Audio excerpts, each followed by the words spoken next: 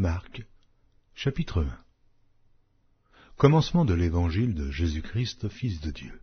Selon ce qui est écrit dans Ésaïe le prophète, « Voici, j'envoie devant toi mon messager, qui préparera ton chemin.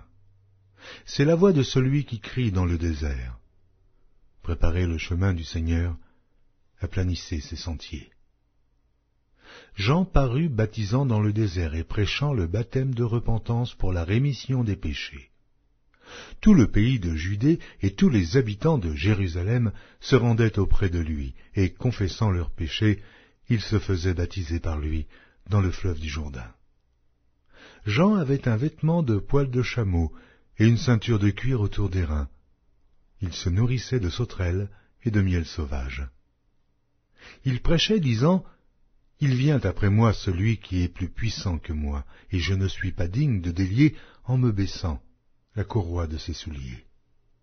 Moi je vous ai baptisé d'eau, lui vous baptisera du Saint-Esprit. » En ce temps-là, Jésus vint de Nazareth en Galilée, et il fut baptisé par Jean dans le Jourdain. Au moment où il sortait de l'eau, il vit les cieux s'ouvrir, et l'Esprit descendre sur lui comme une colombe. Et une voix fit entendre des cieux ces paroles, « Tu es mon Fils bien-aimé, en toi j'ai mis toute mon affection. » Aussitôt l'Esprit poussa Jésus dans le désert, où il passa 40 jours, tenté par Satan. Il était avec les bêtes sauvages, et les anges le servaient. Après que Jean eut été livré, Jésus alla dans la Galilée prêchant l'évangile de Dieu. Il disait, « Le temps est accompli, et le royaume de Dieu est proche. Repentez-vous, et croyez à la bonne nouvelle. » Comme il passait le long de la mer de Galilée, il vit Simon et André, frères de Simon, qui jetaient un filet dans la mer, car ils étaient pêcheurs. Jésus leur dit, « Suivez-moi, et je vous ferai pêcheurs d'hommes. » Aussitôt ils laissèrent leur filet et le suivirent. Étant allé un peu plus loin, il vit Jacques, fils de Zébédée, et Jean, son frère, qui eux aussi étaient dans une barque et réparaient les filets. Aussitôt il les appela, et, laissant leur père Zébédée dans la barque avec les ouvriers, ils le suivirent. Ils se rendirent à Capernaum, et, le jour du Shabbat, Jésus entra d'abord dans la synagogue, et il enseigna. Ils étaient frappés de sa doctrine, car il enseignait comme ayant autorité, et non pas comme les scribes. Il se trouva dans leur synagogue un homme qui avait un esprit impur, et qui s'écria, « Qu'y a-t-il entre nous et toi, Jésus de Nazareth? Es-tu venu ici pour nous perdre? Je sais qui tu es le Saint de Dieu. » Jésus le menaça, disant, « Tais-toi, et sors de cet homme. » Et l'esprit impur sortit de cet homme, en l'agitant avec violence et en poussant un grand cri. Tous furent saisis de stupéfaction, de sorte qu'ils se demandaient les uns aux autres, « Qu'est-ce que ceci? Une nouvelle doctrine? » Il commande avec autorité même aux esprits impurs, et lui obéissent. Et sa renommée se répandit aussitôt dans tous les lieux environnants de la Galilée. En sortant de la synagogue, ils se rendirent avec Jacques et Jean à la maison de Simon et d'André. La belle-mère de Simon était couchée ayant la fièvre, et aussitôt on parla d'elle à Jésus. S'étant approché, il la fit lever en lui prenant la main, et à l'instant la fièvre la quitta. Puis elle les servit.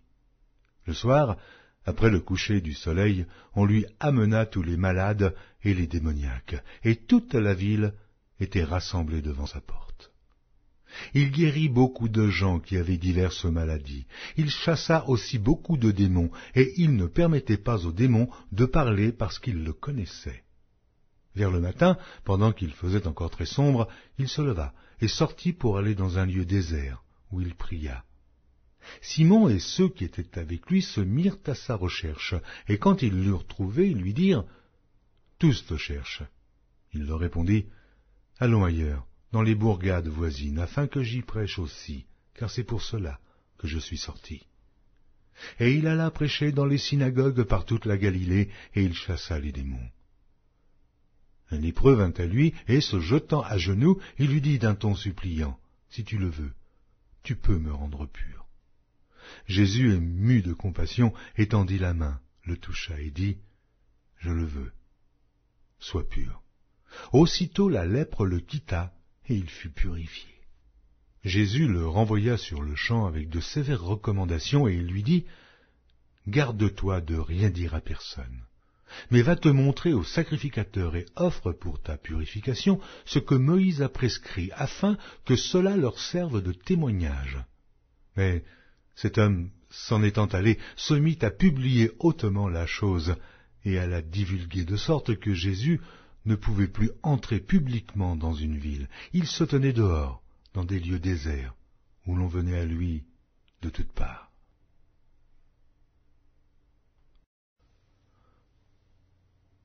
Marc, chapitre 2. Quelques jours après, Jésus revint à Capernaum. On apprit qu'il était à la maison, et il s'assembla un si grand nombre de personnes que l'espace devant la porte ne pouvait plus les contenir. Il leur annonçait la parole. Des gens vinrent à lui, amenant un paralytique porté par 4 hommes. Comme ils ne pouvaient l'aborder à cause de la foule, ils découvrirent le toit de la maison où il était, et ils descendirent par cette ouverture le lit sur lequel le paralytique était couché. Jésus, voyant leur foi, dit au paralytique, « Mon enfant, tes péchés sont pardonnés. » Il y avait là quelques scribes qui étaient assis et qui se disaient au-dedans d'eux, « Comment cet homme parle-t-il ainsi? Il blasphème. Qui peut pardonner les péchés si ce n'est Dieu seul ?» Jésus, ayant aussitôt connu par son esprit ce qu'ils pensaient au-dedans d'eux, leur dit, « Pourquoi avez-vous de telles pensées dans vos cœurs? Lequel est le plus aisé de dire au paralytique, tes péchés sont pardonnés, ou de dire, lève-toi, prends ton lit et marche? Or, afin que vous sachiez que le Fils de l'homme a sur la terre le pouvoir de pardonner les péchés, je te l'ordonne, dit-il au paralytique, lève-toi, prends ton lit, et va dans ta maison. Et à l'instant, il se leva, prit son lit, et sortit en présence de tout le monde, de sorte qu'ils étaient tous dans l'étonnement, et glorifiaient Dieu, disant, nous n'avons jamais vu rien de pareil. Jésus sortit de nouveau du côté de la mer. Toute la foule venait à lui, et il les enseignait.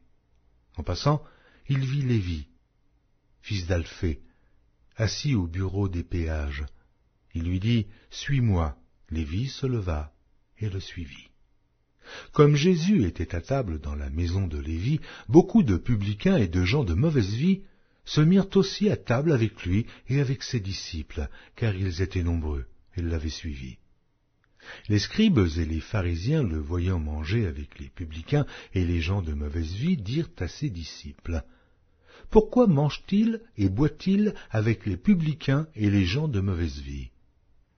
Ce que Jésus ayant entendu, il leur dit, « Ce ne sont pas ceux qui se portent bien qui ont besoin de médecins, mais les malades. Je ne suis pas venu appeler des justes, mais des pécheurs. » Les disciples de Jean et les pharisiens jeûnaient. Ils vinrent dire à Jésus, « Pourquoi les disciples de Jean et ceux des pharisiens jeûnent-ils, tandis que tes disciples ne jeûnent point ?» Jésus leur répondit, « Les amis de l'époux peuvent-ils jeûner pendant que l'époux est avec eux? Aussi longtemps qu'ils ont avec eux l'époux, ils ne peuvent jeûner. Les jours viendront où l'époux leur sera enlevé, et alors ils jeûneront en ce jour-là. Personne ne coud une pièce de drap neuf à un vieil habit. Autrement, la pièce de drap neuf emporterait une partie du vieux, et la déchirure serait pire. Et personne ne met du vin nouveau dans de vieilles outres. Autrement, le vin fait rompre les outres, et le vin et les outres sont perdus.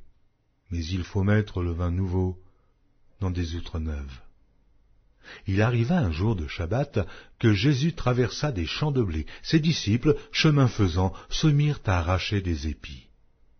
Les pharisiens lui dirent, « Voici, pourquoi font-ils ce qui n'est pas permis pendant le Shabbat ?» Jésus leur répondit, « N'avez-vous jamais lu ce que fit David lorsqu'il fut dans la nécessité et qu'il eut faim, lui et ceux qui étaient avec lui, comment il entra dans la maison de Dieu du temps du souverain sacrificateur Abiatar, et mangea les pains de proposition qu'il n'est permis qu'aux sacrificateurs de manger, et en donna même à ceux qui étaient avec lui. Puis il leur dit, le Shabbat a été fait pour l'homme, et non l'homme pour le Shabbat, de sorte que le Fils de l'homme est maître même du Shabbat. »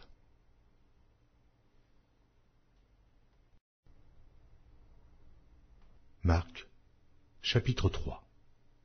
Jésus entra de nouveau dans la synagogue. Il s'y trouvait un homme qui avait la main sèche. Ils observaient Jésus pour voir s'il le guérirait le jour du Shabbat. C'était afin de pouvoir l'accuser. Il dit à l'homme qui avait la main sèche, « Lève-toi là au milieu. » Puis il leur dit, « Est-il permis le jour du Shabbat de faire du bien ou de faire du mal, de sauver une personne ou de la tuer ?» Mais ils gardèrent le silence. Alors, promenant ses regards sur eux avec indignation et en même temps affligé de l'endurcissement de leur cœur, il dit à l'homme, « Étends ta main. » Il l'étendit et sa main fut guérie. Les pharisiens sortirent et aussitôt ils se consultèrent avec les Hérodiens sur les moyens de le faire périr. Jésus se retira vers la mer avec ses disciples. Une grande multitude le suivit de la Galilée et de la Judée et de Jérusalem et de l'Idumée et d'au-delà du Jourdain et des environs de Tyr et de Sidon. Une grande multitude, apprenant tout ce qu'il faisait, vint à lui.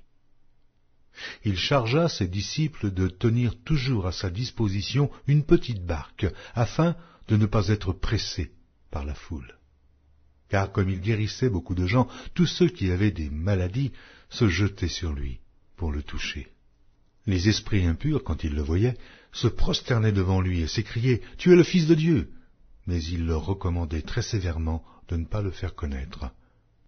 Il monta ensuite sur la montagne et appela ceux qu'il voulut, et ils vinrent auprès de lui. Il en établit 12 pour les avoir avec lui et pour les envoyer prêcher avec le pouvoir de chasser les démons. Voici les 12 qu'il établit. Simon, qu'il nomma Pierre, Jacques, fils de Zébédée, et Jean, frère de Jacques, auquel il donna le nom de Boanerges, qui signifie fils du tonnerre, André, Philippe, Barthélemy, Matthieu, Thomas, Jacques, fils d'Alphée, Thaddée, Simon le Cananite, et Judas Iscario, celui qui livra Jésus. Ils se rendirent à la maison, et la foule s'assembla de nouveau, en sorte qu'ils ne pouvaient pas même prendre leur repas. Les parents de Jésus, ayant appris ce qui se passait, vinrent pour se saisir de lui, car ils disaient « Il est hors de sens ». Et les scribes, qui étaient descendus de Jérusalem, dirent « Il est possédé de Béelzébul.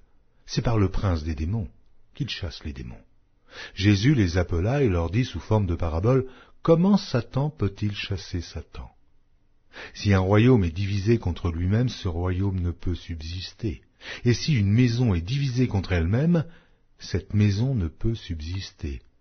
Si donc Satan se révolte contre lui-même, il est divisé, et il ne peut subsister, mais c'en est fait de lui. Personne ne peut entrer dans la maison d'un homme fort et piller ses biens sans avoir auparavant lié cet homme fort. Alors il pillera sa maison.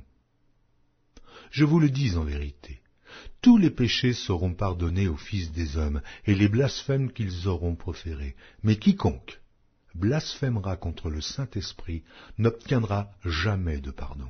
Il est coupable d'un péché éternel. Jésus parla ainsi parce qu'il disait « Il est possédé d'un esprit impur ». Survinrent sa mère et ses frères, qui, se tenant dehors, l'envoyèrent appeler. La foule était assise autour de lui, et on lui dit « Voici, ta mère et tes frères sont dehors et te demandent. » Et il répondit « Qui est ma mère? Et qui sont mes frères ?» Puis, jetant les regards sur ceux qui étaient assis autour de lui, « Voici, dit-il, ma mère et mes frères, car quiconque fait la volonté de Dieu, celui-là est mon frère, ma sœur et ma mère. »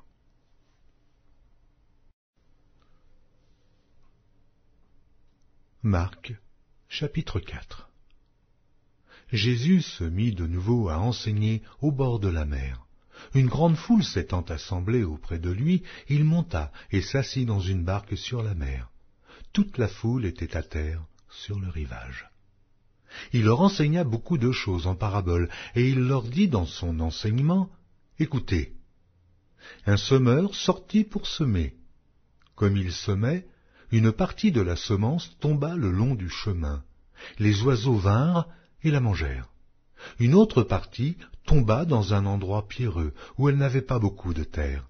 Elle leva aussitôt, parce qu'elle ne trouva pas un sol profond, Mais, quand le soleil parut, elle fut brûlée et sécha, faute de racines. Une autre partie tomba parmi les épines montèrent et l'étouffèrent, et elle ne donna point de fruit. Une autre partie tomba dans la bonne terre, elle donna du fruit, qui montait et croissait, et elle rapportait 30, 60 et 100 pour un. Puis il dit, que celui qui a des oreilles pour entendre, entende. Lorsqu'il fut en particulier, ceux qui l'entouraient avec les 12 l'interrogèrent sur les paraboles. Il leur dit, c'est à vous qu'a été donné le mystère du royaume de Dieu. Mais pour ceux qui sont dehors, tout se passe en paraboles, afin qu'en voyant, ils voient et n'aperçoivent point, et qu'en entendant, ils entendent et ne comprennent point, de peur qu'ils ne se convertissent et que les péchés ne leur soient pardonnés. Il leur dit encore, vous ne comprenez pas ces paraboles. Comment donc comprendrez-vous toutes les paraboles? Le semeur sème la parole. Les uns sont le long du chemin où la parole est semée. Quand ils l'ont entendue, aussitôt Satan vient et enlève la parole qui a été semée en eux. Les autres, pareillement, reçoivent la semence dans les endroits pierreux. Quand ils entendent la parole, ils la reçoivent d'abord avec joie, mais ils n'ont pas de racine en eux-mêmes. Ils manquent de persistance, et dès que survient une tribulation ou une persécution à cause de la parole, ils y trouvent une occasion de chute. D'autres reçoivent la semence parmi les épines. Ce sont ceux qui entendent la parole, mais en qui les soucis du siècle, la séduction des richesses et l'invasion des autres convoitises étouffent la parole et la rendent infructueuse. D'autres reçoivent la semence dans la bonne terre. Ce sont ceux qui entendent la parole, la reçoivent et portent du fruit, 30, 60 et 100 pour un. Il leur dit encore, apporte-t-on la lampe pour la mettre sous le boisseau ou sous le lit? N'est-ce pas pour la mettre sur le chandelier? Car il n'est rien de caché qui ne doive être découvert, rien de secret qui ne doive être mis au jour. Si quelqu'un a des oreilles pour entendre, qu'il entende. Il leur dit encore, prenez garde à ce que vous entendez. On vous mesurera avec la mesure dont vous vous serez servi, et on y ajoutera pour vous. Car on donnera à celui qui a, mais à celui qui n'a pas, on ôtera même ce qu'il a. Il dit encore, il en est du royaume de Dieu comme quand un homme jette de la semence en terre. Qu'il dorme ou qu'il veille, nuit et jour, la semence germe et croît, sans qu'il sache comment. La terre produit d'elle-même d'abord l'herbe, puis l'épi, puis le grain tout formé dans l'épi, et dès que le fruit est mûr, on y met la faucille, car la moisson est là.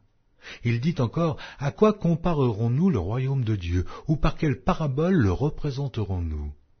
Il est semblable à un grain de sénévé qui, lorsqu'on le sème en terre, est la plus petite de toutes les semences qui sont sur la terre. Mais, lorsqu'il a été semé, il monte, devient plus grand que tous les légumes, et pousse de grandes branches, en sorte que les oiseaux du ciel peuvent habiter sous son ombre. C'est par beaucoup de paraboles de ce genre qu'il leur annonçait la parole, selon qu'ils étaient capables de l'entendre. Il ne leur parlait point sans parabole, mais, en particulier, il expliquait tout à ses disciples. Ce même jour, sur le soir, Jésus leur dit « Passons à l'autre bord ». Après avoir renvoyé la foule, ils l'emmenèrent dans la barque où il se trouvait. Il y avait aussi d'autres barques avec lui. Il s'éleva un grand tourbillon, et les flots se jetaient dans la barque, au point qu'elle se remplissait déjà. Et lui, il dormait à la poupe sur le coussin. Ils le réveillèrent et lui dirent « Maître, ne t'inquiètes-tu pas de ce que nous périssons ?» S'étant réveillé, il menaça le vent et la mer. « Silence, tais-toi !» Et le vent cessa, et il y eut un grand calme. Puis il leur dit « Pourquoi avez-vous ainsi peur? Comment n'avez-vous point de foi ?» Ils furent saisis d'une grande frayeur, et ils se dirent les uns aux autres, « Quel est donc celui-ci, à qui obéissent même le vent et la mer ?» Marc, chapitre 5. Ils arrivèrent à l'autre bord de la mer, dans le pays des Gadaréniens. Aussitôt que Jésus fut hors de la barque, il vint au-devant de lui un homme sortant des sépulcres et possédé d'un esprit impur. Cet homme avait sa demeure dans les sépulcres, et personne ne pouvait plus le lier, même avec une chaîne. Car souvent il avait eu les fers aux pieds et avait été lié de chaînes, mais il avait rompu les chaînes et brisé les fers, et personne n'avait la force de le dompter. Il était sans cesse, nuit et jour, dans les sépulcres et sur les montagnes, criant et se meurtrissant avec des pierres. Ayant vu Jésus de loin, il accourut, se prosterna devant lui, et s'écria d'une voix forte, « Qu'y a-t-il entre moi et toi, Jésus, fils du Dieu Très-Haut? Je t'en conjure, au nom de Dieu, ne me tourmente pas. » Car Jésus lui disait, « Sors de cet homme, esprit impur. » Et il lui demanda, « Quel est ton nom ?» « Légion est mon nom, lui répondit-il, car nous sommes plusieurs. » Et il le priait instamment de ne pas les envoyer hors du pays. Il y avait là, vers la montagne, un grand troupeau de pourceaux qui paissaient.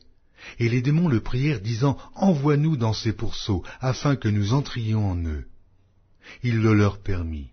Et les esprits impurs sortirent, entrèrent dans les pourceaux, et le troupeau se précipita des pentes escarpées dans la mer. Il y en avait environ 2000, et ils se noyèrent dans la mer. Ceux qui les faisaient paître s'enfuirent et répandirent la nouvelle dans la ville et des campagnes.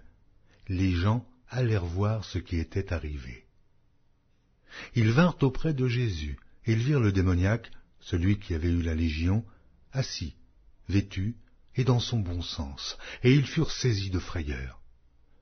Ceux qui avaient vu ce qui s'était passé leur racontèrent ce qui était arrivé au démoniaque et au pourceau. Alors il se mit à supplier Jésus de quitter leur territoire. Comme il montait dans la barque, celui qui avait été démoniaque lui demanda la permission de rester avec lui.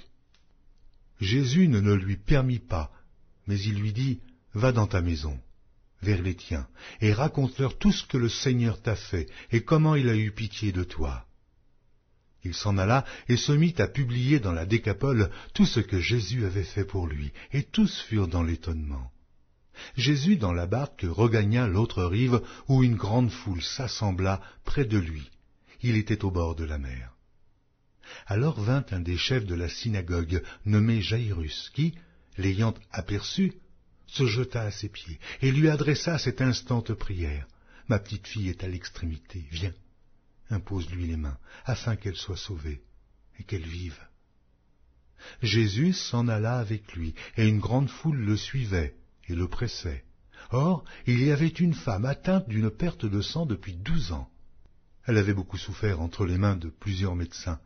Elle avait dépensé tout ce qu'elle possédait, et elle n'avait éprouvé aucun soulagement, mais était allée plutôt en empirant. Ayant entendu parler de Jésus, elle vint dans la foule par derrière et toucha son vêtement, car elle disait, « Si je puis seulement toucher ses vêtements, je serai guérie. » Au même instant, la perte de sang s'arrêta, et elle sentit dans son corps qu'elle était guérie de son mal. Jésus connut aussitôt en lui-même qu'une force était sortie de lui, et, se retournant au milieu de la foule, il dit, « Qui a touché mes vêtements ?» Ses disciples lui dirent, « Tu vois la foule qui te presse et tu dis qui m'a touché ?» Et il regardait autour de lui pour voir celle qui avait fait cela. La femme, effrayée et tremblante, sachant ce qui s'était passé en elle, vint se jeter à ses pieds et lui dit toute la vérité. Mais Jésus lui dit, « Ma fille, ta foi t'a sauvée. Va en paix et sois guérie de ton mal. » Comme il parlait encore, survinrent de chez le chef de la synagogue des gens qui dirent, « Ta fille est morte, pourquoi importuner davantage le maître ?» Mais Jésus, sans tenir compte de ces paroles, dit au chef de la synagogue, « Ne crains pas, crois seulement. » Et il ne permit à personne de l'accompagner, si ce n'est à Pierre, à Jacques et à Jean, frère de Jacques. Ils arrivèrent à la maison du chef de la synagogue, où Jésus vit une foule bruyante et des gens qui pleuraient, qui poussaient de grands cris. Il entra et leur dit, « Pourquoi faites-vous du bruit, et pourquoi pleurez-vous? L'enfant n'est pas morte, mais elle dort. » Et ils se moquaient de lui. Alors, ayant fait sortir tout le monde, il prit avec lui le père et la mère de l'enfant et ceux qui l'avaient accompagné, et il entra où était l'enfant. Il la saisit par la main et lui dit, « Talitha koumi » ce qui signifie « Jeune fille, lève-toi, je te le dis ». Aussitôt la jeune fille se leva et se mit à marcher, car elle avait 12 ans, et ils furent dans un grand étonnement. Jésus leur adressa de fortes recommandations pour que personne ne sût la chose, et il dit qu'on donna à manger à la jeune fille. Marc, chapitre 6. Jésus partit de là et se rendit dans sa patrie. Ses disciples le suivirent. Quand le Shabbat fut venu, il se mit à enseigner dans la synagogue. Beaucoup de gens qui l'entendirent étaient étonnés et disaient « D'où lui viennent ces choses? Quelle est cette sagesse qui lui a été donnée? Et comment de tels miracles se font-ils par ses mains? N'est-ce pas le charpentier, le fils de Marie, le frère de Jacques, de José, de Jude et de Simon? Et ses sœurs ne sont-elles pas ici parmi nous ?» Et il était pour eux une occasion de chute. Mais Jésus leur dit, « Un prophète n'est méprisé que dans sa patrie, parmi ses parents et dans sa maison. » Il ne put faire là aucun miracle, si ce n'est qu'il imposa les mains à quelques malades et les guérit. Et ils s'étonnaient de leur incrédulité. Jésus parcourait les villages d'alentour en enseignant.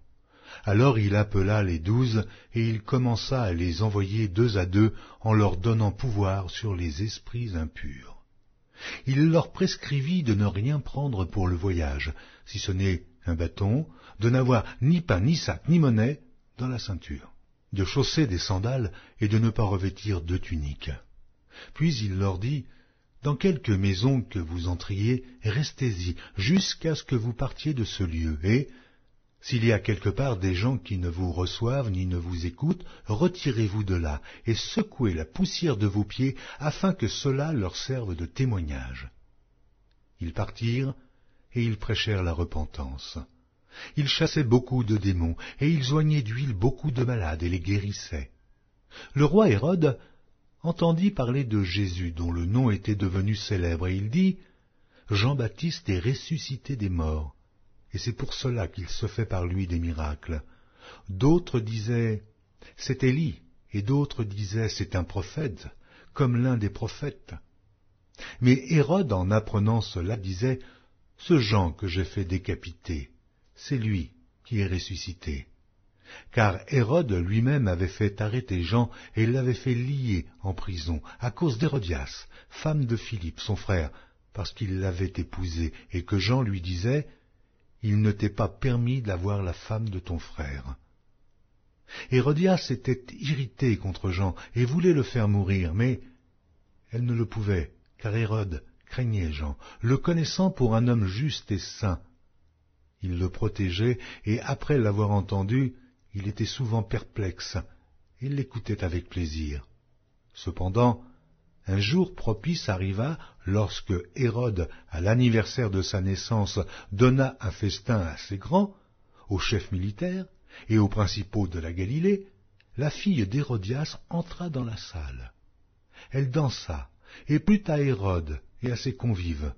Le roi dit à la jeune fille, « Demande-moi ce que tu voudras, et je te le donnerai. » Il ajouta avec serment, « Ce que tu me demanderas, je te le donnerai, fût-ce la moitié de mon royaume. » Étant sortie, elle dit à sa mère, « Que demanderai-je » Et sa mère répondit, « La tête de Jean-Baptiste. » Elle s'empressa de rentrer aussitôt vers le roi et lui fit cette demande, « Je veux que tu me donnes à l'instant, sur un plat, la tête de Jean-Baptiste. » Le roi fut attristé, mais à cause de ses serments et des convives, il ne voulut pas lui faire un refus. Il envoya sur le champ un garde avec ordre d'apporter la tête de Jean-Baptiste. Le garde alla décapiter Jean dans la prison et apporta la tête sur un plat. Il la donna à la jeune fille, et la jeune fille la donna à sa mère. Les disciples de Jean, ayant appris cela, vinrent prendre son corps et le mirent dans un sépulcre. Les apôtres s'étant rassemblés auprès de Jésus, lui racontèrent tout ce qu'ils avaient fait et tout ce qu'ils avaient enseigné. Jésus leur dit, « Venez à l'écart dans un lieu désert et reposez-vous un peu, car il y avait beaucoup d'allants et de venants, et ils n'avaient même pas pris le temps de manger. » Ils partirent donc dans une barque pour aller à l'écart, dans un lieu désert. Beaucoup de gens les virent s'en aller, et ils les reconnurent, et de toutes les villes on accourut à pied, et on les devança au lieu où ils se rendaient. Quand il sortit de la barque, Jésus vit une grande foule, et fut ému de compassion pour eux, parce qu'ils étaient comme des brebis qui n'ont point de berger, et il se mit à leur enseigner beaucoup de choses. Comme l'heure était déjà avancée, ses disciples s'approchèrent de lui et dirent, « Ce lieu est désert, et l'heure est déjà avancée. Renvoie-les, afin qu'ils aillent dans les campagnes et dans les villages des environs pour s'acheter de quoi manger. » Jésus leur répondit, « Donnez-leur vous-même à manger. » Mais ils lui dirent, « Irions-nous acheter des pains pour 200 deniers, et leur donnerions-nous à manger ?» Il leur dit, « Combien avez-vous de pain? Allez voir. » Et ils s'en assurèrent et répondirent, « 5, et 2 poissons. » Alors il leur commanda de les faire tous asseoir par groupes sur l'herbe verte, et ils s'assirent par rangées de 100 et de 50. Il prit les 5 pains et les 2 poissons, et, levant les yeux vers le ciel, il rendit grâce, puis il rompit les pains, et il les donna aux disciples, afin qu'ils les distribuassent à la foule. Il partagea aussi les 2 poissons entre tous. Tous mangèrent et furent rassasiés. Et l'on emporta 12 paniers, pleins de morceaux de pain, et de ce qui restait des poissons. Ceux qui avaient mangé les pains étaient 5000 hommes. Aussitôt après, il obligea ses disciples à monter dans la barque et à passer avant lui de l'autre côté, vers Bethsaïda, pendant que lui-même renverrait la foule. Quand il l'eut renvoyé, il s'en alla sur la montagne pour prier. Le soir étant venu, la barque était au milieu de la mer, et Jésus était seul à terre. Il vit qu'ils avaient beaucoup de peine à ramer, car le vent leur était contraire. À la 4e veille de la nuit environ, il alla vers eux, marchant sur la mer, et il voulait les dépasser. Quand ils le virent marcher sur la mer, ils crurent que c'était un fantôme, et ils poussèrent des cris. Car ils le voyaient tous, et ils étaient troublés. Aussitôt Jésus leur parla et leur dit, « Rassurez-vous, c'est moi, n'ayez pas peur. » Puis il monta vers eux dans la barque, et le vent cessa. Ils furent en eux-mêmes tous stupéfaits et remplis d'étonnement, car ils n'avaient pas compris le miracle des pains, parce que leur cœur était endurci. Après avoir traversé la mer, ils vinrent dans le pays de Génézareth, et ils abordèrent. Quand ils furent sortis de la barque, les gens, ayant aussitôt reconnu Jésus, parcoururent tous les environs, et l'on se mit à apporter les malades sur des lits, partout où l'on apprenait qu'il était.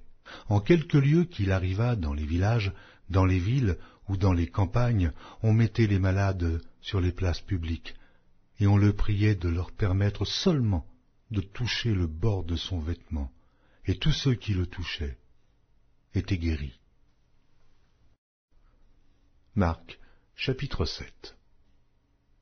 Les pharisiens et quelques scribes venus de Jérusalem s'assemblèrent auprès de Jésus.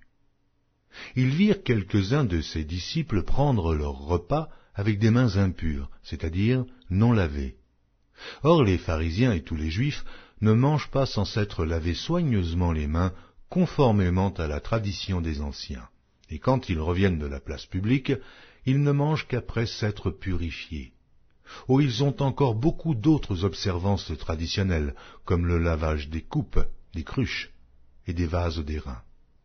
Et les pharisiens et les scribes lui demandèrent, « Pourquoi tes disciples ne suivent-ils pas la tradition des anciens, mais prennent-ils leur repas avec des mains impures ?» Jésus leur répondit, « Hypocrites, Ésaïe a bien prophétisé sur vous, ainsi qu'il est écrit, « Ce peuple m'honore des lèvres, mais son cœur est éloigné de moi. C'est en vain qu'il m'honore, en donnant des préceptes qui sont des commandements d'hommes. Vous abandonnez le commandement de Dieu et vous observez la tradition des hommes. » Il leur dit encore, « Vous anéantissez fort bien le commandement de Dieu pour garder votre tradition, car Moïse a dit, « Honore ton père et ta mère. » Et celui qui maudira son père ou sa mère sera puni de mort. Mais vous, vous dites, « Si un homme dit à son père ou à sa mère, « Ce dont j'aurais pu t'assister est corban, c'est-à-dire une offrande à Dieu », vous ne le laissez plus rien faire pour son père ou pour sa mère, annulant ainsi la parole de Dieu par votre tradition que vous avez établie, et vous faites beaucoup d'autres choses semblables. » Ensuite, ayant de nouveau appelé la foule à lui, il lui dit, « Écoutez-moi tous et comprenez. Il n'est hors de l'homme rien qui, entrant en lui, puisse le souiller. Mais ce qui sort de l'homme, c'est ce qui le souille. Si quelqu'un a des oreilles pour entendre, qu'il entende. » Lorsqu'il fut entré dans la maison, loin de la foule, ses disciples l'interrogèrent sur cette parabole. Il leur dit, « Vous aussi, êtes-vous donc sans intelligence? Ne comprenez-vous pas que rien de ce qui du dehors entre dans l'homme ne peut le souiller? Car cela n'entre pas dans son cœur, mais dans son ventre, puis s'en va dans des lieux secrets, qui purifient tous les aliments. » Il dit encore, « Ce qui sort de l'homme, c'est ce qui souille l'homme. Car c'est du dedans, c'est du cœur des hommes que sortent les mauvaises pensées, les adultères, les impudicités, les meurtres, les vols, les cupidités, les méchancetés, la fraude, le dérèglement, le regard envieux, la calomnie, l'orgueil, la folie. Toutes ces choses sont mauvaises et sortent du dedans et souillent l'homme. » Jésus, étant parti de là, s'en alla dans le territoire de Tyr et de Sidon. Il entra dans une maison désirant que personne ne le sût, mais il ne put rester caché, car une femme, dont la fille était possédée d'un esprit impur, entendit parler de Jésus et vint se jeter à ses pieds. Cette femme était grecque, syro-phénicienne d'origine. Elle le pria de chasser le démon hors de sa fille. Jésus lui dit, « Laisse d'abord les enfants se rassasier, car il n'est pas bien de prendre le pain des enfants et de le jeter aux petits chiens. »« Oui, Seigneur, lui répondit-elle, mais les petits chiens, sous la table, mangent les miettes des enfants. » Alors il lui dit, « À cause de cette parole, va, le démon est sorti de ta fille. » Et, quand elle rentra dans sa maison, elle trouva l'enfant couché sur le lit. Le démon était sorti. Jésus quitta le territoire de Tyr et revint par Sidon, vers la mer de Galilée, en traversant le pays de la Décapole. On lui amena un sourd, qui avait de la difficulté à parler, et on le pria de lui imposer les mains. Il le prit à part, loin de la foule, lui mit les doigts dans les oreilles et lui toucha la langue avec sa propre salive. Puis, levant les yeux au ciel, il soupira et dit « Ephata », c'est-à-dire « Ouvre-toi ». Ainsi ses oreilles s'ouvrirent, sa langue se délia, et il parla très bien. Jésus leur recommanda de n'en parler à personne, mais plus il le leur recommanda, plus ils le publièrent. Ils étaient dans le plus grand étonnement et disaient, « Il fait tout à merveille. Même il fait entendre les sourds et parler les muets. »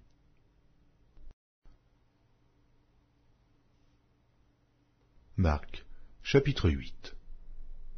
En ces jours-là, une foule nombreuse s'étant de nouveau réunie, et n'ayant pas de quoi manger, Jésus appela les disciples et leur dit, « Je suis ému de compassion pour cette foule, car voilà 3 jours qu'ils sont près de moi, et ils n'ont rien à manger.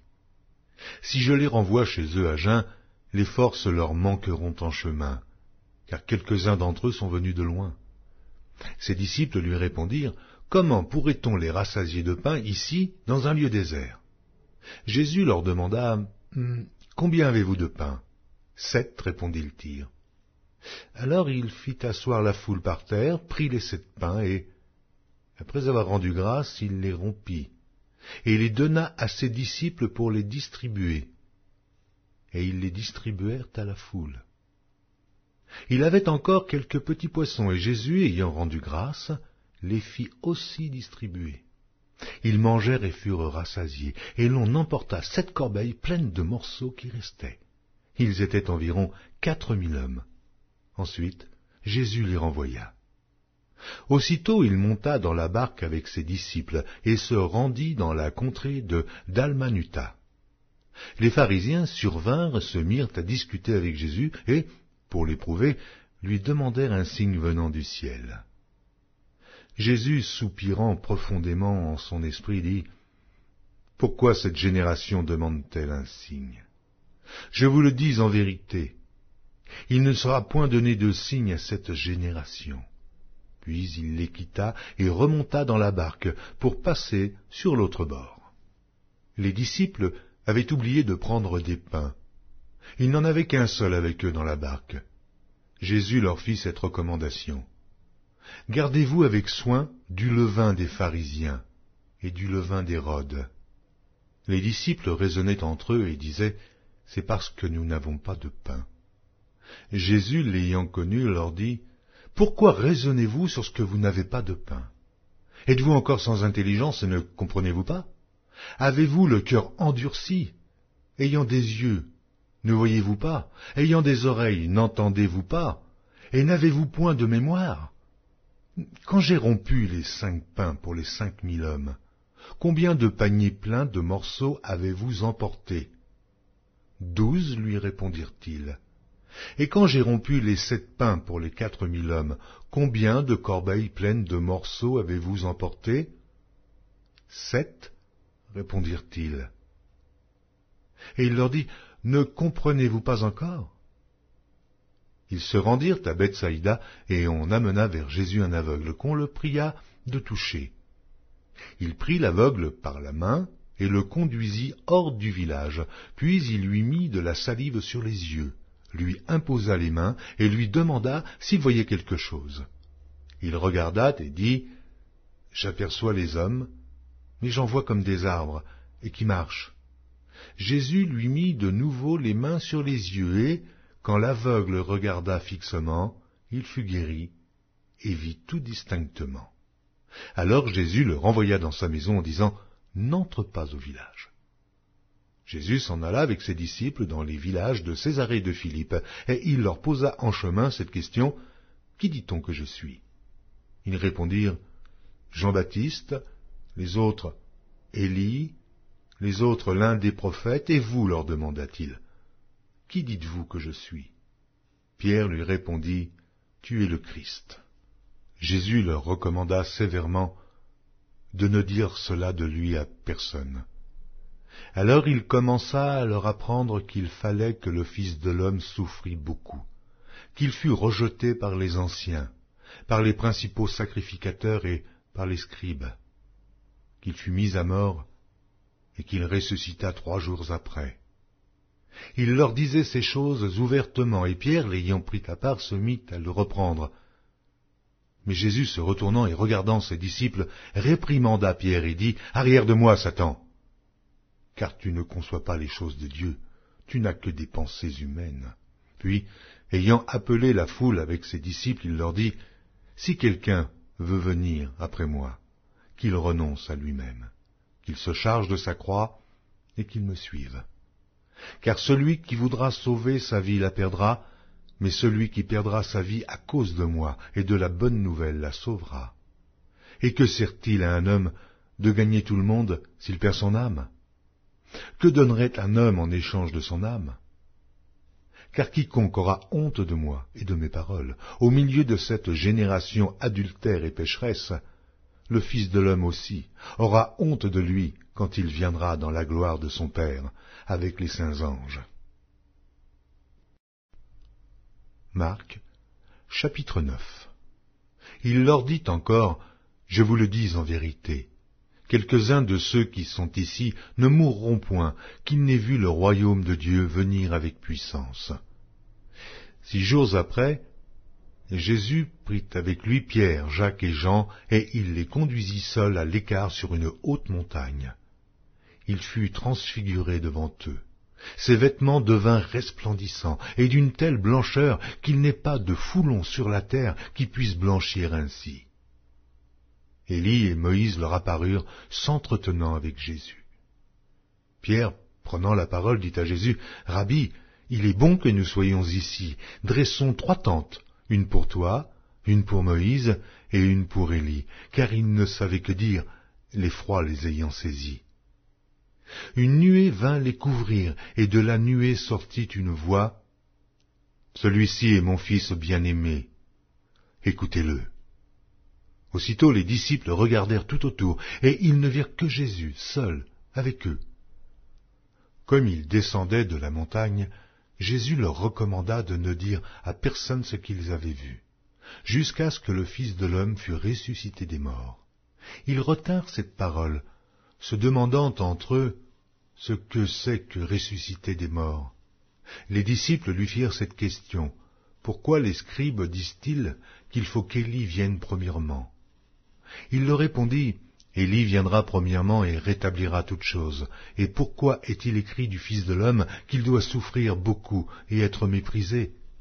Mais je vous dis qu'Élie est venu, et qu'ils l'ont traité comme ils ont voulu, selon ce qu'il est écrit de lui. » Lorsqu'ils furent arrivés près des disciples, ils virent autour d'eux une grande foule et des scribes qui discutaient avec eux. Dès que la foule vit Jésus, elle fut surprise et accourut pour le saluer. Il leur demanda: « Sur quoi discutez-vous avec eux ?»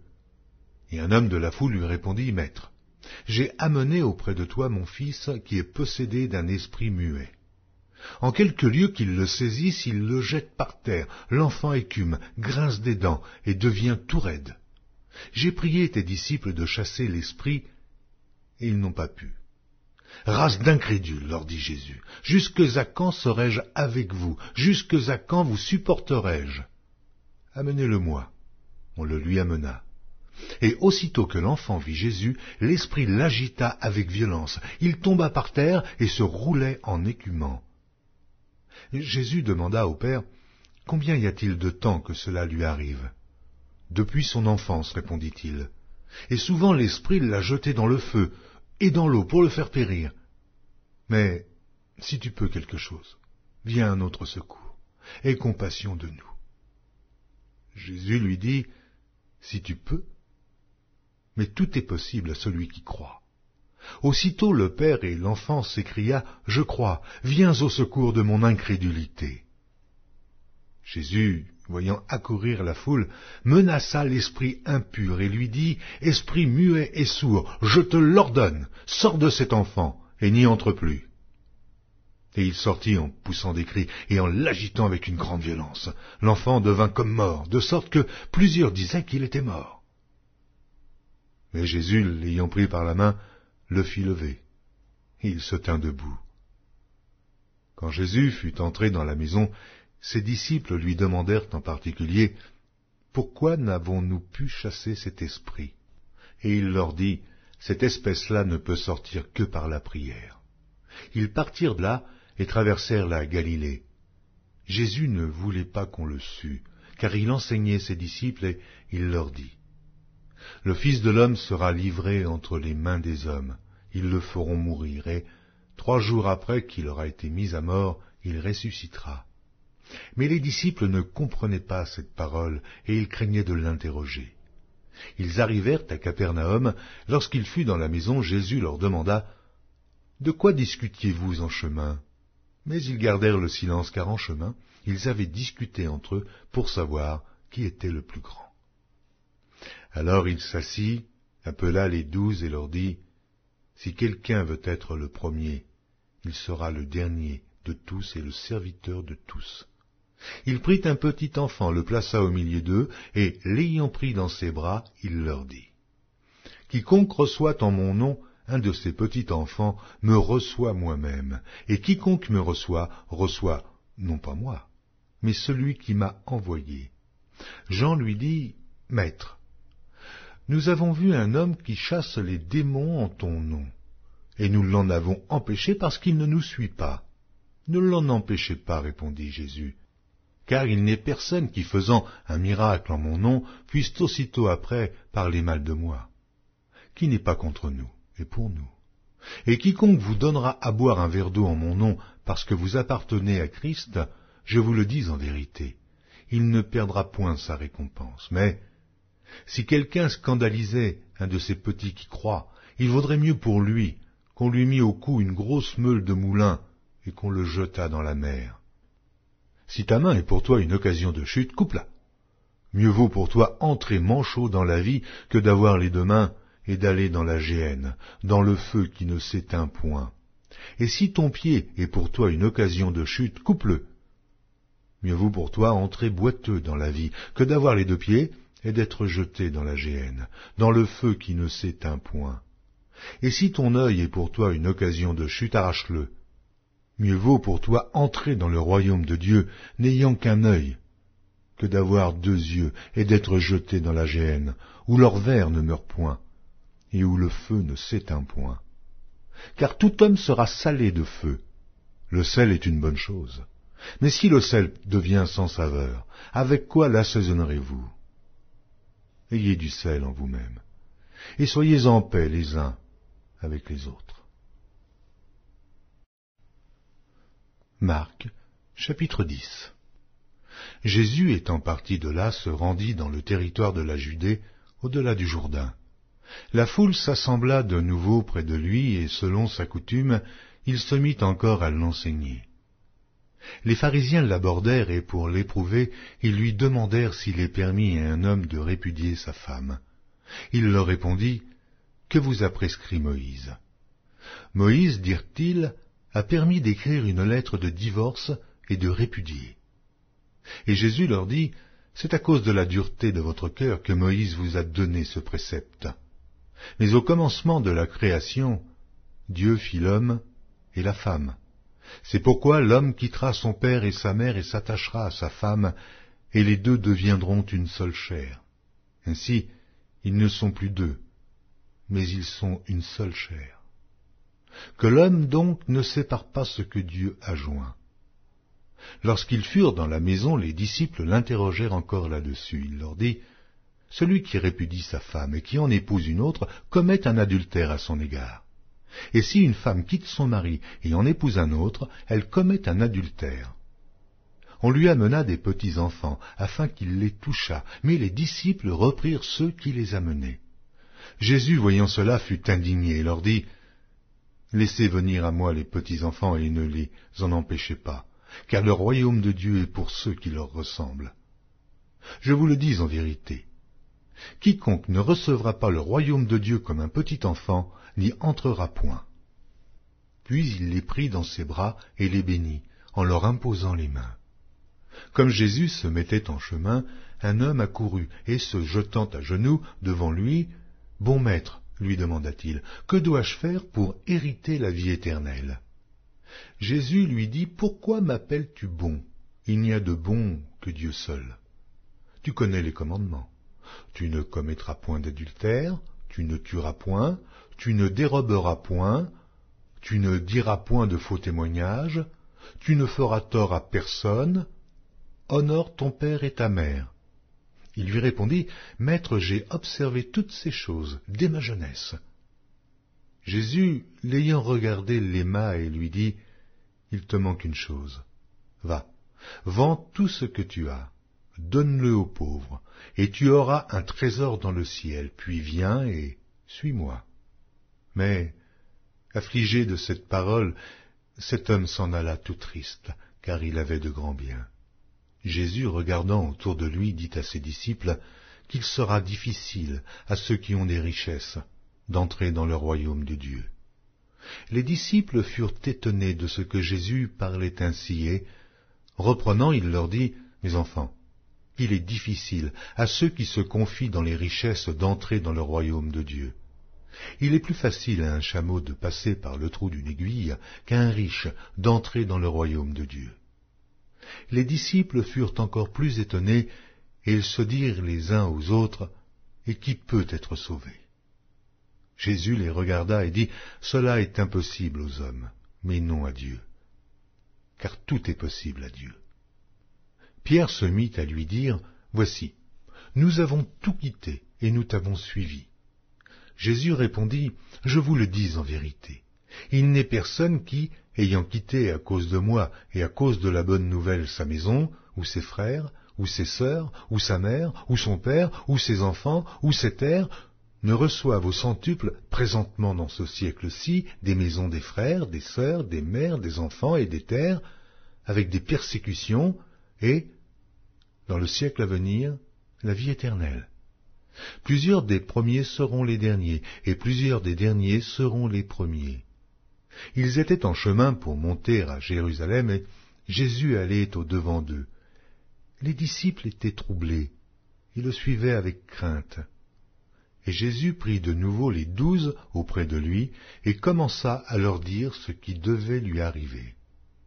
Voici, nous montons à Jérusalem, et le Fils de l'homme sera livré aux principaux sacrificateurs et aux scribes.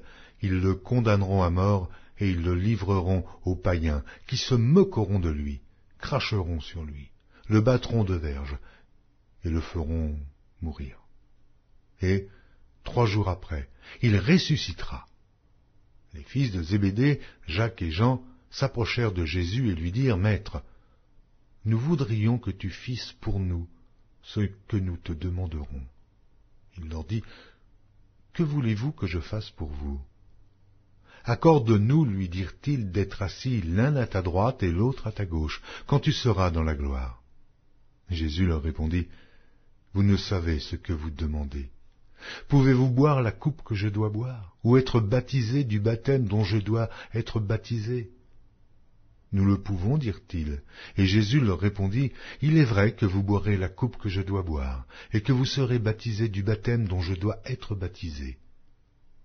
Mais pour ce qui est d'être assis à ma droite ou à ma gauche, cela ne dépend pas de moi, et ne sera donné qu'à ceux à qui cela est réservé. » Les 10, ayant entendu cela, commencèrent à s'indigner contre Jacques et Jean.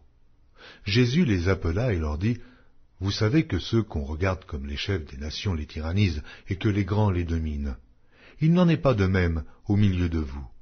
Mais quiconque veut être grand parmi vous, qu'il soit votre serviteur, et quiconque veut être le premier parmi vous, qu'il soit l'esclave de tous.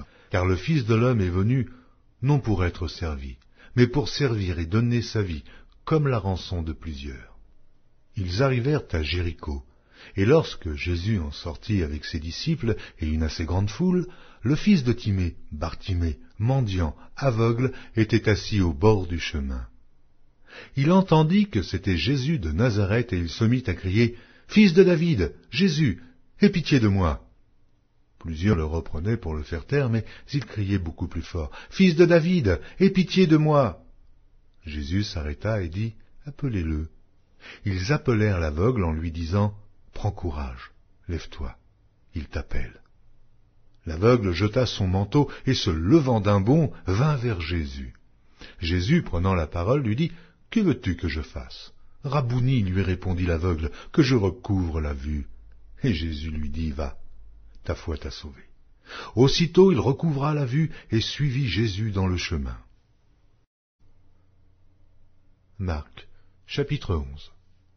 Lorsqu'ils approchèrent de Jérusalem et qu'il fut près de Bethphagée et de Béthanie, vers la montagne des Oliviers, Jésus envoya 2 de ses disciples, en leur disant, « Allez au village qui est devant vous, dès que vous y serez entrés, vous trouverez un ânon attaché sur lequel aucun homme ne s'est encore assis. Détachez-le et amenez-le. Si quelqu'un vous dit, pourquoi faites-vous cela, répondez, le Seigneur en a besoin, et à l'instant, il le laissera venir ici. » Les disciples, étant allés, trouvèrent l'ânon attaché dehors, près d'une porte, au contour du chemin, et ils le détachèrent. Quelques-uns de ceux qui étaient là leur dirent, « Mais que faites-vous? Pourquoi détachez-vous cet ânon ?» Ils répondirent comme Jésus l'avait dit, et on les laissa aller. Ils amenèrent à Jésus l'ânon, sur lequel ils jetèrent leurs vêtements, et Jésus s'assit dessus. Beaucoup de gens étendirent leurs vêtements sur le chemin, et d'autres des branches qu'ils coupèrent dans les champs. Ceux qui précédaient et ceux qui suivaient Jésus criaient, « Hosanna, béni soit celui qui vient au nom du Seigneur, béni soit le règne qui vient, le règne de David notre Père, Hosanna dans les lieux très hauts. » Jésus entra à Jérusalem dans le temple. Quand il eut tout considéré, comme il était déjà tard, il s'en alla à Béthanie avec les 12. Le lendemain, après qu'ils furent sortis de Béthanie, Jésus eut faim. Apercevant de loin un figuier qui avait des feuilles, il alla voir s'il y trouverait quelque chose, et, s'en étant approché, il ne trouva que des feuilles, car ce n'était pas la saison des figues. Prenant alors la parole, il lui dit, « Que jamais personne ne mange de ton fruit. » Et ses disciples l'entendirent. Ils arrivèrent à Jérusalem, et Jésus entra dans le temple, et il se mit à chasser ceux qui vendaient et qui achetaient dans le temple. Il renversa les tables des changeurs et les sièges des vendeurs de pigeons, et ne laissant personne transporter aucun objet à travers le temple. Et il enseignait et disait, « N'est-il pas écrit ? Ma maison sera appelée une maison de prière pour toutes les nations, mais vous en avez fait une caverne de voleurs. » Les principaux sacrificateurs et les scribes, l'ayant entendu, cherchèrent les moyens de le faire périr, car ils craignaient, parce que toute la foule était frappée de sa doctrine. Quand le soir fut venu, Jésus sortit de la ville. Le matin, en passant, les disciples virent le figuier séché jusqu'aux racines. Pierre, se rappelant ce qui s'était passé, dit à Jésus, « Rabbi, regarde le figuier que tu as maudit, a séché. » Jésus prit la parole et leur dit, « Ayez foi en Dieu. Je vous le dis en vérité, si quelqu'un dit à cette montagne, « Ôte-toi de là et jette-toi dans la mer », et s'il ne doute point en son cœur, mais croit que ce qu'il a dit arrive, il le verra s'accomplir. C'est pourquoi je vous dis, tout ce que vous demanderez en priant, croyez que vous l'avez reçu, et vous le verrez s'accomplir.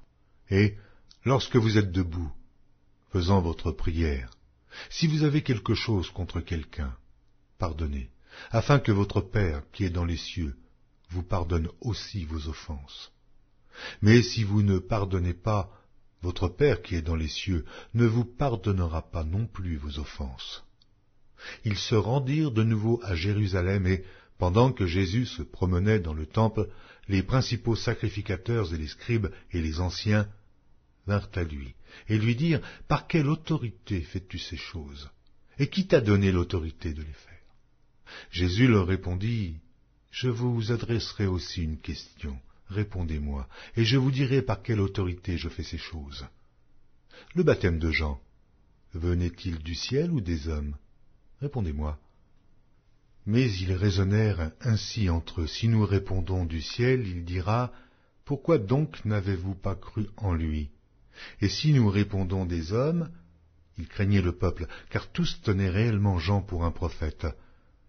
Alors ils répondirent à Jésus, « Nous ne savons. » Et Jésus leur dit, « Moi non plus. Je ne vous dirai pas par quelle autorité je fais ces choses. » Marc, chapitre 12. Jésus se mit ensuite à leur parler en parabole. Un homme planta une vigne. Il l'entoura d'une haie, creusa un pressoir et bâtit une tour. Puis il la ferma à des vignerons et quitta le pays.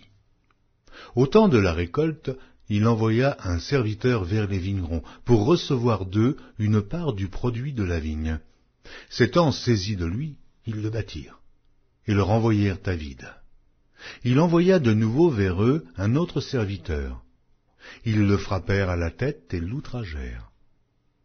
Il en envoya un troisième qu'ils tuèrent, puis plusieurs autres qu'ils battirent ou tuèrent. Il avait encore un fils bien-aimé.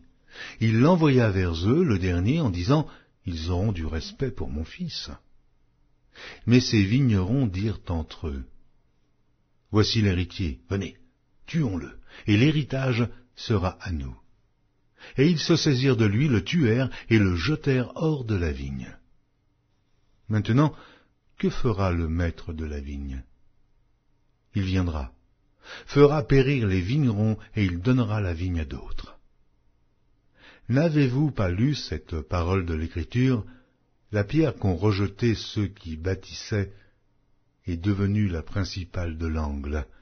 C'est par la volonté du Seigneur qu'elle l'est devenue. Et c'est un prodige à nos yeux? Ils cherchaient à se saisir de lui, mais ils craignaient la foule. Ils avaient compris que c'était pour eux que Jésus avait dit cette parabole, et ils le quittèrent et s'en allèrent. Ils envoyèrent auprès de Jésus quelques-uns des pharisiens et des hérodiens, afin de le surprendre par ses propres paroles.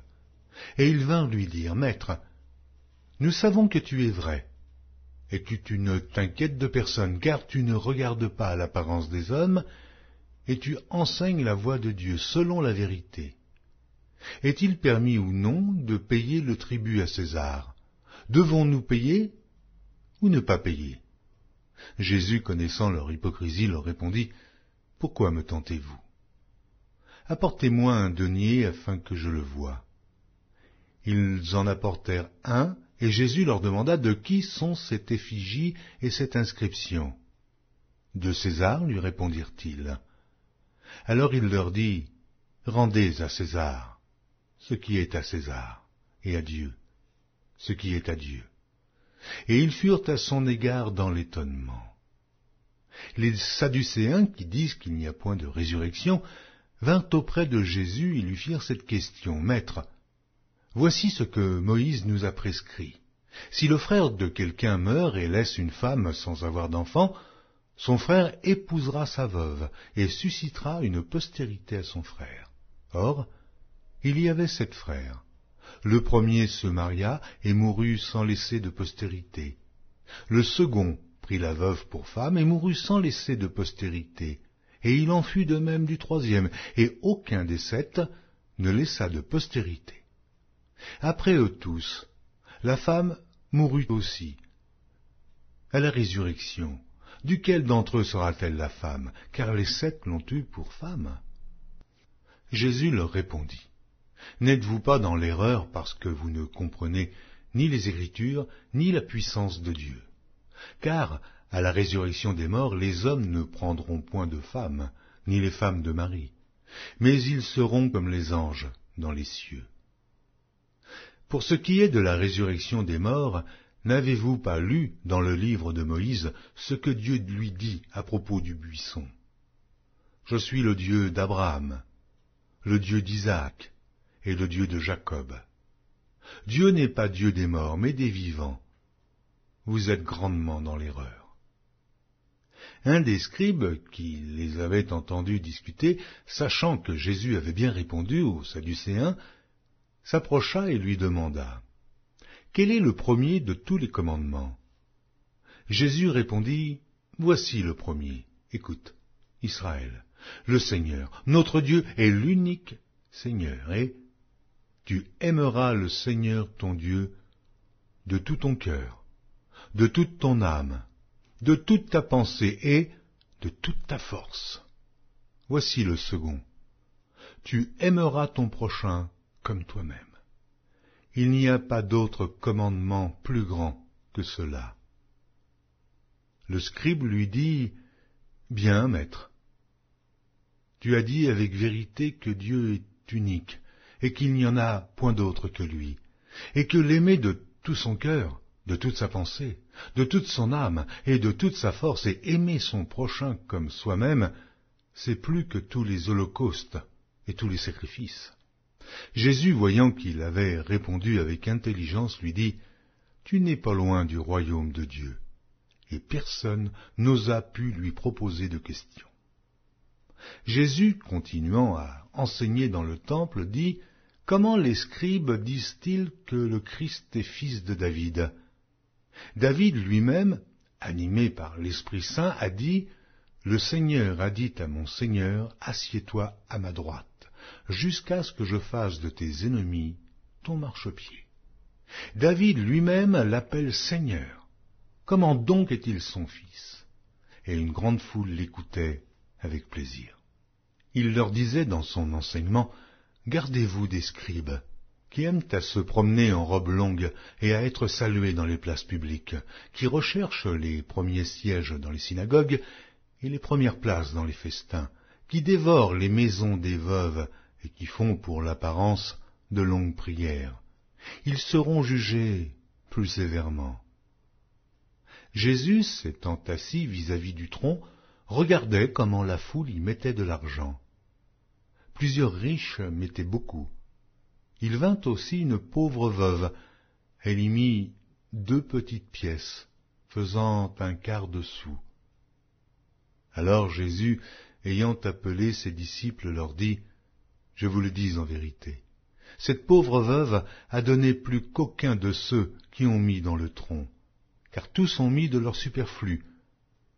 Mais elle a mis de son nécessaire, tout ce qu'elle possédait, tout ce qu'elle avait pour vivre. » Marc, chapitre 13. Lorsque Jésus sortit du temple, un de ses disciples lui dit, « Maître, regarde quelle pierre et quelle construction. » Jésus lui répondit, « Vois-tu ces grandes constructions? Il ne restera pas pierre sur pierre qui ne soit renversée. » Il s'assit sur la montagne des Oliviers en face du temple, et Pierre, Jacques, Jean et André lui firent en particulier cette question. « Dis-nous quand cela arrivera-t-il, et à quel signe connaîtra-t-on que toutes ces choses vont s'accomplir ?»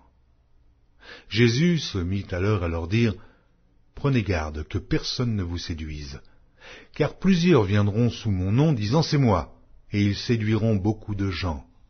Quand vous entendrez parler de guerre et de bruit de guerre, ne soyez pas troublés, car il faut que ces choses arrivent, mais ce ne sera pas encore la fin.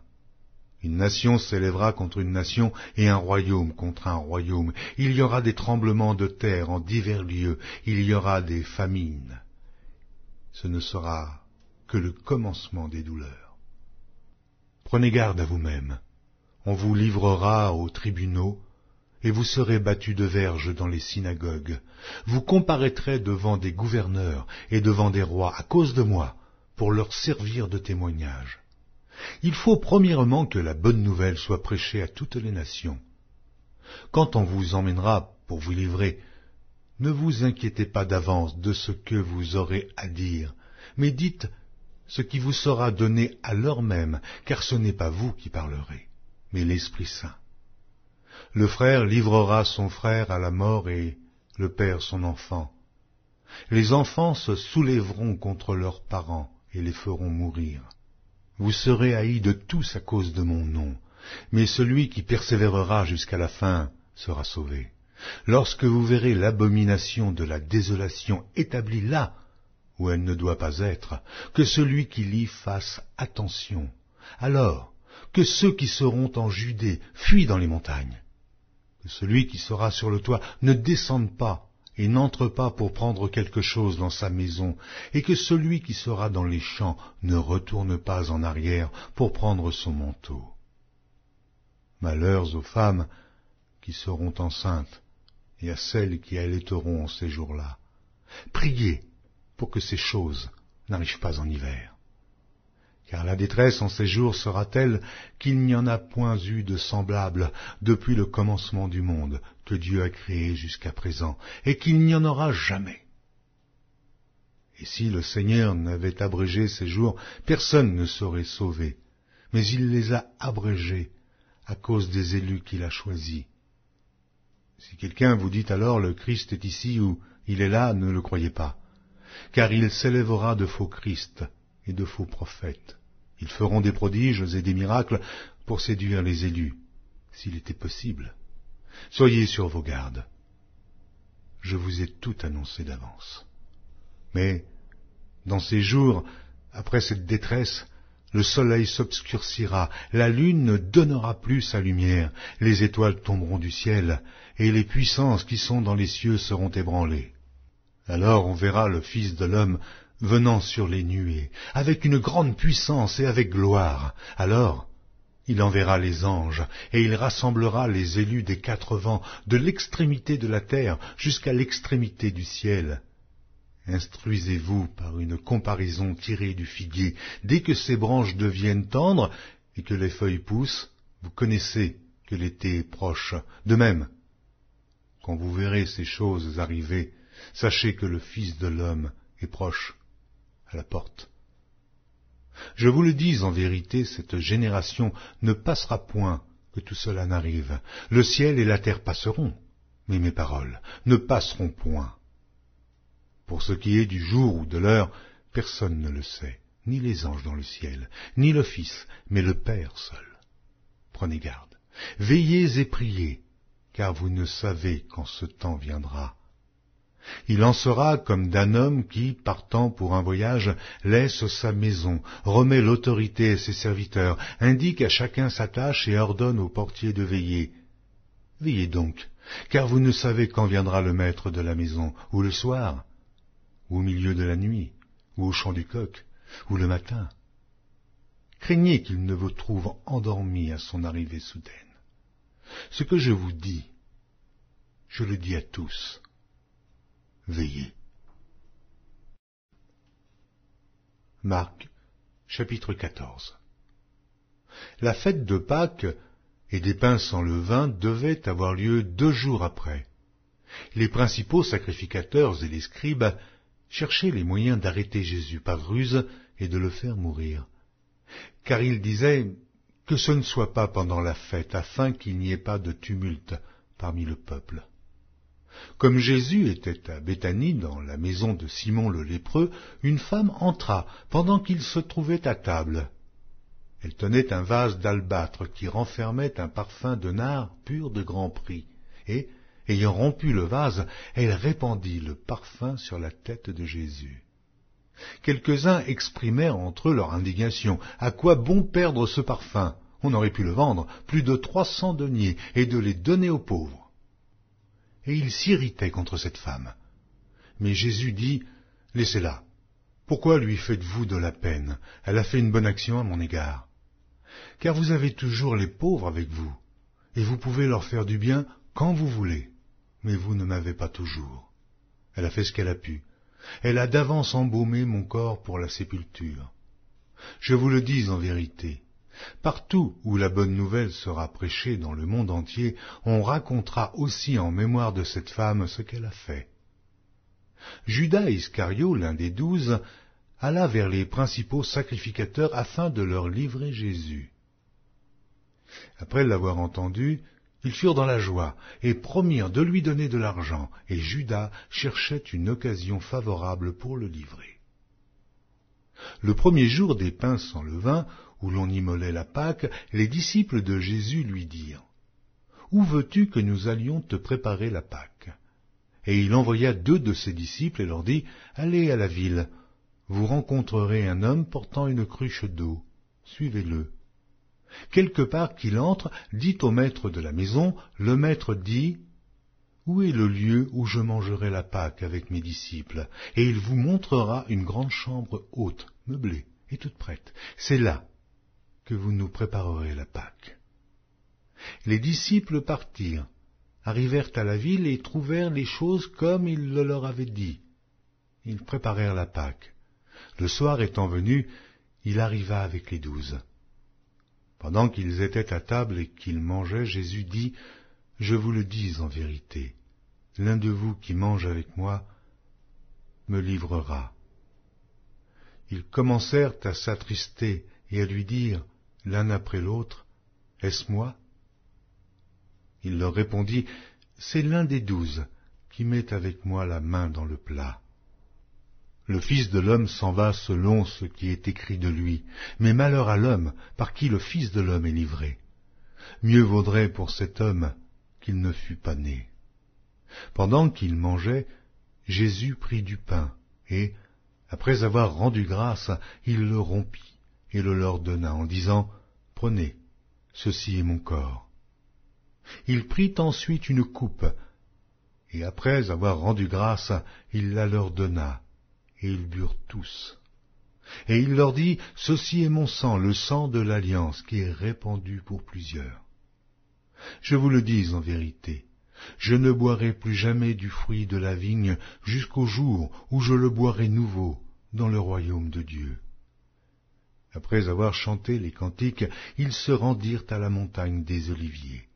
Jésus leur dit, « Vous serez tous scandalisés, car il est écrit, « Je frapperai le berger, et les brebis seront dispersées, mais, après que je serai ressuscité, je vous précéderai en Galilée. » Pierre lui dit, « Quand tous seraient scandalisés, je ne serai pas scandalisé. » Et Jésus lui dit, « Je te le dis en vérité, toi, aujourd'hui, cette nuit même, avant que le coq chante 2 fois, tu me renieras 3 fois. » Mais Pierre reprit plus fortement, « Quand il me faudrait mourir avec toi, je ne te renierai pas. » Et tous dirent la même chose.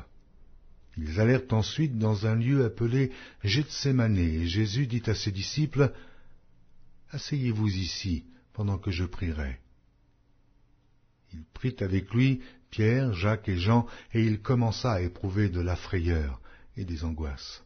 Et il leur dit, « Mon âme est triste jusqu'à la mort. Restez ici, et veillez. » Puis, ayant fait quelques pas en avant, il se jeta contre terre, et pria que, s'il était possible, cette heure s'éloignât de lui. Il disait, « Abba, Père, toutes choses te sont possibles. Éloigne de moi cette coupe.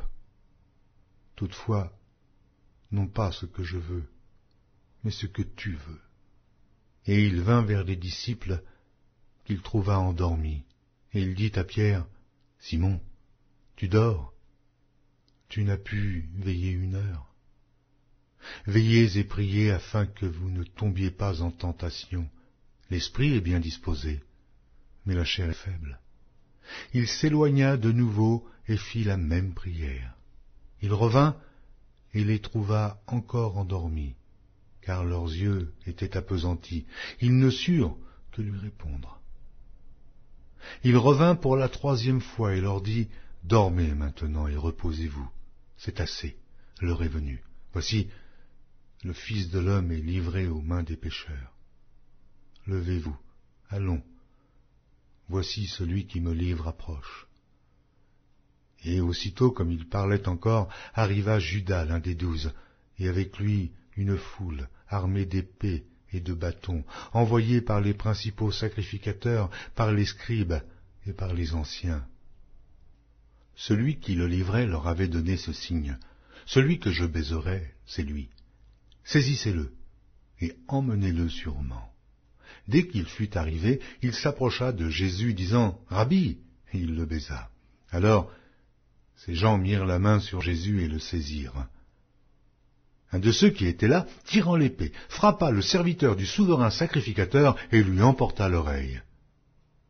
Jésus, prenant la parole, leur dit, « Vous êtes venus comme après un brigand, avec des épées et des bâtons, pour vous emparer de moi. J'étais tous les jours parmi vous, enseignant dans le temple, et vous ne m'avez pas saisi. Mais c'est afin que les Écritures soient accomplies. » Alors tous l'abandonnèrent et prirent la fuite. Un jeune homme le suivait, et n'ayant sur le corps qu'un drap, on se saisit de lui, mais il lâcha son vêtement et se sauva tout nu. Ils emmenèrent Jésus chez le souverain sacrificateur, où s'assemblèrent tous les principaux sacrificateurs, les anciens et les scribes. Pierre le suivit de loin jusque dans l'intérieur de la cour du souverain sacrificateur. Il s'assit avec les serviteurs et il se chauffait près du feu. Les principaux sacrificateurs et tout le Sanhédrin cherchaient un témoignage contre Jésus pour le faire mourir. Et ils n'en trouvaient point, car plusieurs rendaient de faux témoignages contre lui, mais les témoignages ne s'accordaient pas. Quelques-uns se levèrent et portèrent un faux témoignage contre lui, disant « Nous l'avons entendu dire, je détruirai ce temple fait de main d'homme, et, en 3 jours, j'en bâtirai un autre qui ne sera pas fait de main d'homme. » Mais même sur ce point-là, leur témoignage ne s'accordait pas. Alors, le souverain sacrificateur, se levant au milieu de l'assemblée, interrogea Jésus et dit, « Ne réponds-tu rien? Qu'est-ce que ces gens déposent contre toi ?» Jésus garda le silence et ne répondit rien. Le souverain sacrificateur l'interrogea de nouveau et lui dit, « Es-tu le Christ, le Fils du Dieu béni ?»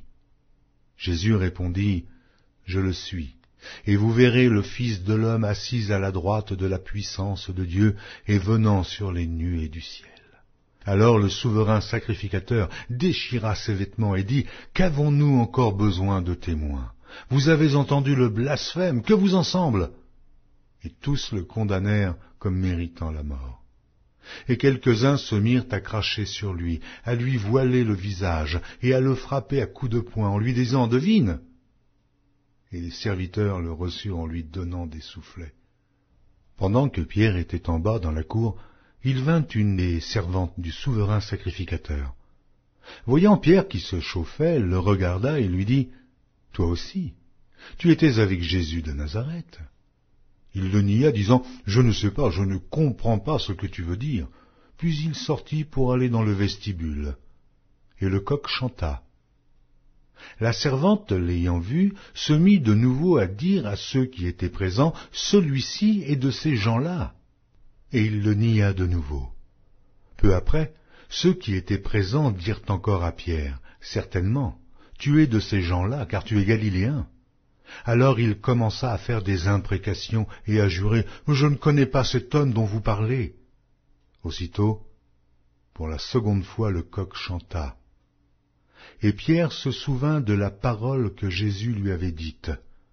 « Avant que le coq chante 2 fois, tu me renieras 3 fois. » Et en y réfléchissant, il pleurait. Marc, chapitre 15. Dès le matin, les principaux sacrificateurs tinrent conseil avec les anciens et les scribes et tout le Sanhédrin, et après avoir lié Jésus, ils l'emmenèrent et le livrèrent à Pilate. Pilate l'interrogea. « Es-tu le roi des Juifs ?» Jésus lui répondit, « Tu le dis. » Les principaux sacrificateurs portaient contre lui plusieurs accusations. Pilate l'interrogea de nouveau, « Ne réponds-tu rien? Vois de combien de choses il t'accuse. » Et Jésus ne fit plus aucune réponse, ce qui étonna Pilate. À chaque fête, il relâchait un prisonnier, celui que demandait la foule. Il y avait en prison un nommé Barabbas avec ses complices, pour un meurtre qu'il avait commis dans une sédition. La foule, étant montée, se mit à demander ce qu'il avait coutume de leur accorder. Pilate leur répondit, « Voulez-vous que je vous relâche le roi des Juifs ?» Car il savait que c'était par envie que les principaux sacrificateurs l'avaient livré. Mais les chefs des sacrificateurs excitèrent la foule, afin que Pilate leur relâchât plutôt Barabbas. Pilate, reprenant la parole, leur dit, « Que voulez-vous donc que je fasse de celui que vous appelez le roi des Juifs ?» Ils crièrent de nouveau, « Crucifie-le » Pilate leur dit, « Mais quel mal a-t-il fait ?» Et ils crièrent encore plus fort, « Crucifie-le, crucifie-le » Pilate, voulant satisfaire la foule, leur relâcha Barabbas et, après avoir fait battre de verges Jésus, il leur livra pour être crucifié. Les soldats conduisirent Jésus dans l'intérieur de la cour, c'est-à-dire dans le prétoire, et ils assemblèrent toute la cohorte. Ils le revêtirent de pourpre, et posèrent sur sa tête une couronne d'épines qu'ils avaient tressée. Puis ils se mirent à le saluer. « Salut, roi des Juifs !» Et ils lui frappaient la tête avec un roseau, crachaient sur lui, et, fléchissant les genoux, ils se prosternaient devant lui. Après s'être ainsi moqués de lui, ils lui ôtèrent la pourpre, lui remirent ses vêtements et l'emmenèrent pour le crucifier. Ils forcèrent à porter la croix de Jésus un passant qui revenait des champs, Simon de Cyrène, père d'Alexandre et de Rufus, et ils conduisirent Jésus au lieu nommé Golgotha, ce qui signifie lieu du crâne. Ils lui donnèrent à boire du vin mêlé de myrrhe, mais il ne le prit pas. Ils le crucifièrent et se partagèrent ses vêtements en tirant au sort pour savoir ce que chacun aurait. C'était la 3e heure quand ils le crucifièrent. L'inscription indiquant le sujet de sa condamnation portait ces mots, « Le roi des Juifs ». Ils crucifièrent avec lui 2 brigands, l'un à sa droite et l'autre à sa gauche. Ainsi fut accompli ce que dit l'Écriture. Il a été mis au nombre des malfaiteurs. Les passants l'injuriaient et secouaient la tête en disant, « Et toi, qui détruis le temple et qui le rebâtit en 3 jours? Sauve-toi toi-même en descendant de la croix. » Les principaux sacrificateurs aussi, avec les scribes, se moquaient entre eux et disaient, « Il a sauvé les autres, et il ne peut se sauver lui-même. Que le Christ, le roi d'Israël, descende maintenant de la croix, afin que nous voyions et que nous croyions. » Ceux qui étaient crucifiés avec lui l'insultaient aussi. La 6e heure étant venue, il y eut des ténèbres sur toute la terre, jusqu'à la 9e heure. Et à la 9e heure, Jésus s'écria d'une voix forte, « Eloi, Eloi, lama sabachthani » ce qui signifie « Mon Dieu, pourquoi m'as-tu abandonné ?» Quelques-uns de ceux qui étaient là, l'ayant entendu, dirent, « Voici, il appelle Élie. » Et l'un d'eux courut remplir une éponge de vinaigre, et l'ayant fixé à un roseau, il lui donna à boire en disant, « Laissez, voyons si Élie viendra le descendre. » Mais Jésus, ayant poussé un grand cri, expira. Le voile du temple se déchira en deux, depuis le haut jusqu'en bas. Le centenier qui était en face de Jésus, voyant qu'il avait expiré de la sorte, dit « Assurément, cet homme était fils de Dieu. » Il y avait aussi des femmes qui regardaient de loin. Parmi elles était Marie de Magdala, Marie, mère de Jacques le mineur, et de José et Salomé, qui le suivaient et le servaient lorsqu'ils étaient en Galilée, et plusieurs autres qui étaient montés avec lui à Jérusalem. Le soir étant venu, comme c'était la préparation, c'est-à-dire la veille du Shabbat, arriva Joseph d'Arimathée, conseiller de distinction, qui lui-même attendait aussi le royaume de Dieu. Il osa se rendre vers Pilate pour demander le corps de Jésus. Pilate s'étonna qu'il fût mort si tôt, fit venir le centenier et lui demanda s'il était mort depuis longtemps. S'en étant assuré par le centenier, il donna le corps à Joseph. Et Joseph, ayant acheté un linceul, descendit Jésus de la croix, l'enveloppa du linceul et le déposa dans un sépulcre taillé dans le roc. Puis il roula une pierre à l'entrée du sépulcre. Marie de Magdala et Marie, mère de José, regardaient où on le mettait. Marc, chapitre 16. Lorsque le Shabbat fut passé, Marie de Magdala, Marie, mère de Jacques et Salomé, achetèrent des aromates afin d'aller embaumer Jésus. Le premier jour de la semaine, elles se rendirent au sépulcre de grand matin, comme le soleil venait de se lever. Elles disaient entre elles, « Mais qui nous roulera la pierre loin de l'entrée du sépulcre ?» Et, levant les yeux, elles aperçurent que la pierre, qui était très grande, avait été roulée. Elles entrèrent dans le sépulcre, virent un jeune homme assis à droite vêtu d'une robe blanche, et elles furent épouvantées. Il leur dit, « Ne vous épouvantez pas, vous cherchez Jésus de Nazareth, qui a été crucifié. Il est ressuscité. Il n'est point ici. Voici le lieu où on l'avait mis.